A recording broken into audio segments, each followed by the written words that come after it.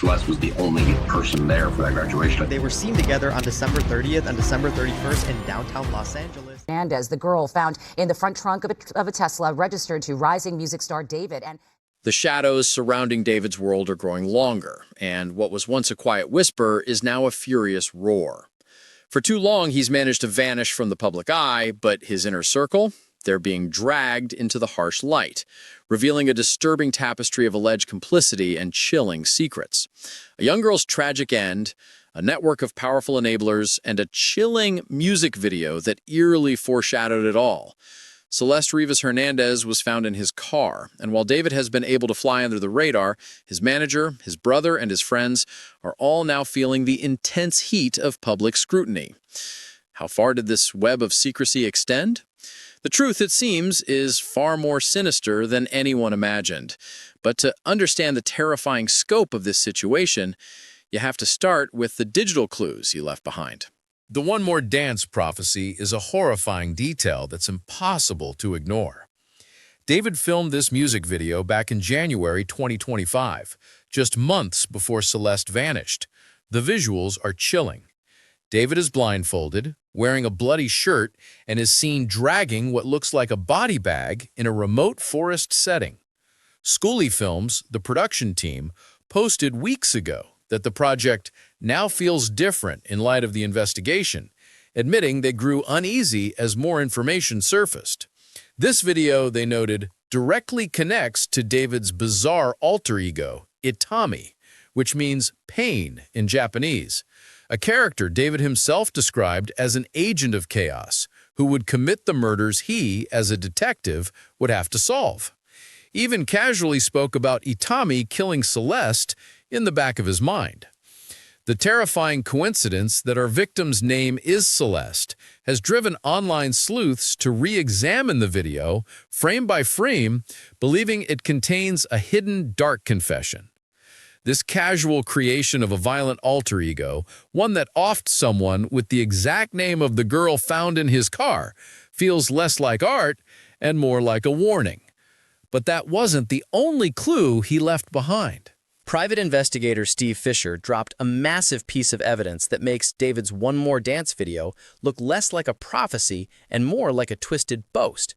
Fisher managed to obtain a camera from the LA home David moved out of, and the contents were sickening. There were thousands of photos of Celeste on it, a digital timeline of their illegal relationship. But here's the kicker. The last photo of Celeste is dated January 2nd, 2025.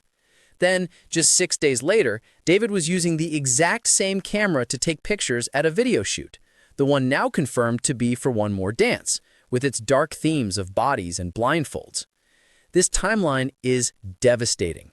The camera goes from documenting Celeste to documenting the creation of a piece of media that allegedly depicts her demise. Compounding the creepiness, an image was found on the camera of David's hand, taken literally minutes after midnight on December 31st, 2024. Why keep these photos? Why film this unsettling video with the same device? The fact that a video depicting a victim who shares the same name as his alleged victim was filmed immediately after her digital presence vanishes from his life makes it incredibly hard to believe in coincidences. It's this kind of digital trail that ultimately drags in the people closest to him.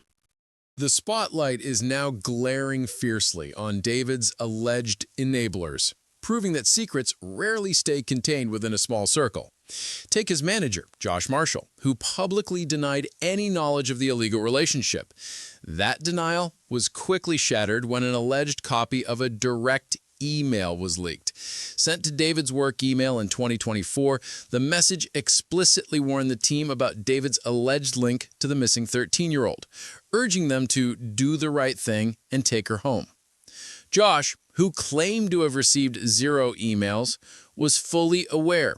He received the screenshot of the email and forwarded it to David, who then sent it to one of Celeste's friends, which is how we have the evidence now. Josh's claim that he didn't receive it in his personal inbox is a pathetic attempt at plausible deniability. This wasn't just a manager turning a blind eye. David's brother, Caleb Burke, was seen with Celeste backstage at a concert, an image that absolutely doesn't align with David's claims that she was just another fan. Even David's friends, like Aisha, are implicated. A private message surfaced where she acknowledged Celeste as her friend's girlfriend and questioned the girl's age. Though she quickly tried to backtrack publicly, claiming she didn't know Celeste or her age, this initial communication strongly suggests otherwise.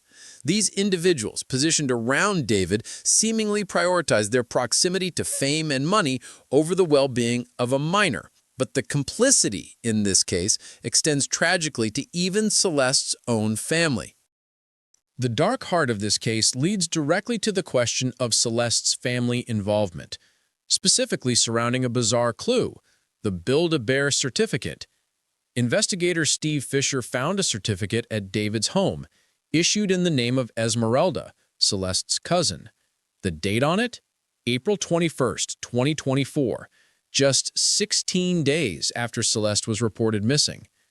Adding to the suspicion, David posted a video of himself on a roller coaster at Six Flags on that exact same date. Six Flags has a strict chaperone policy, requiring an adult aged 21 or older for guests under 15. The immediate connection is clear. Was Esmeralda the adult who was allegedly facilitating this relationship and ensuring Celeste could attend the park? The discovery of the certificate inside David's home strongly suggests people close to Celeste were fully aware of her whereabouts and in contact with David.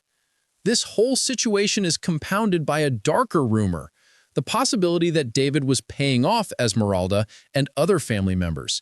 It wouldn't be unprecedented, as David was previously captured paying off students at Celeste's high school to keep quiet. The family's alleged instruction to people not to look for her the last time she went missing, claiming she was staying with other family, only strengthens the theory that they were not only aware, but possibly complicit in concealing her whereabouts. But the most frustrating part of this story is the systemic failure to hold anyone accountable. The most horrifying aspect of this entire tragedy is the systemic failure that followed, allowing David to remain untouched. The investigation is currently at a complete standstill, and the key reason is the baffling delay from the medical examiner's office. They have been unable to determine Celeste's cause or manner of death for months. This delay is the linchpin. Without a definitive cause of unaliving, no one can be charged with her death, essentially wiping David's hands clean of the most serious crime. Adding to the outrage, the LAPD's official statements have been alarmingly dismissive.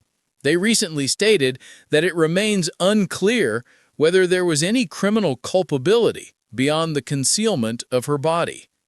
This is a terrifying legal loophole.